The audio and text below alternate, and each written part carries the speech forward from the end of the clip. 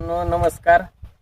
आज आपण पोंदवडी तालुका करमाळा जिल्हा सोलापूर या ठिकाणी आलेलो आहे. तर आता आपण ज्या कांद्यात उभा आहे हा कांदा अवघा 2 महिन्याचा आहे फक्त.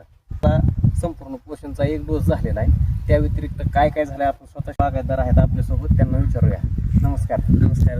दुसरं काही नाही, संपूर्ण पोषणचं एक कॅन. बरं, किती लिटर सोडलेला आपण हे सोडलं ह्याला आपण 15 लिटर. आणि कांद्याचं 10 गुंठ 10 गुंठे क्षेत्र आहे. आणि आता कांद्याला त्याच्यानंतर तुमचं फवारणी किती झाली? नाही, काहीच नाही. एक फक्त रोपाबरोबर फवारणी केली. रोपासोबत एक फवारणी झाली. एकच पंप खत म्हणायचं. कोणतं टाकलंय का ह्याला? नाही, 15-15 अर्ध फूट. 15 अर्ध पोतं टाकलेलं आहे आणि संपूर्ण पोषणचं 15 लिटर सोडलेलं आहे फक्त. तेवढ्यावरती कांद्याची झालेली ग्रोथ आहे आणि निरोगी कांदा आहे. आज तुम्हाला कांद्याची साईज वगैरे कशी वाटते? चांगलं आहे असं, म्हणजे दिवसाच्या मानात चांगलं वाटतं. सर्व चांगलं आहे एकदम कांद्यामध्ये. तुम्ही कांदा बघा आणि एक महिना लागेल निघायला. अजून 1 महिन्यात कांदा निघेल. हा त्याच्या अगोदर तुम्ही कांदा केलता? नाही, असं नाही. सगळ्यांना रोग पडलं. हे काय ह्यांनी बी सोडलंय, आमच्या ह्या पुतण्यांनी बी. सगळ्यांचं असं, ज्यांनी नाही सोडलं त्यांच्या आधार थोडं कम करता वाटतं. बरं, तुमचं ह्याच्या पूर्वीचं कांदा आताच्या कांदा काय एक्स्ट्रा फरक वाटला?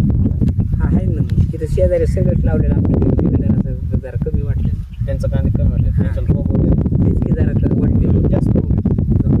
त्यांच्या आपण सोडलंय तेव्हापासून काहीच नाही, अडचणच नाही. फवारण्या शेजारची जास्त कमी आहेत. फवारलं ते एकदा दोनदा सगळ्यांनी कांदा. मी कामामुळे मला फवारलं जात नाही. फवारलं वगैरे एकदा एक पण कांद्याला अडचण नाही, कांदा चांगला होता. काय सगळी अडचण चालेल. तुम्ही शेतकऱ्यांना काय सांगाल बाकी? काय वापरायचं सांगतो सगळं. काय अडचण नाही? नाही काय अडचण काय.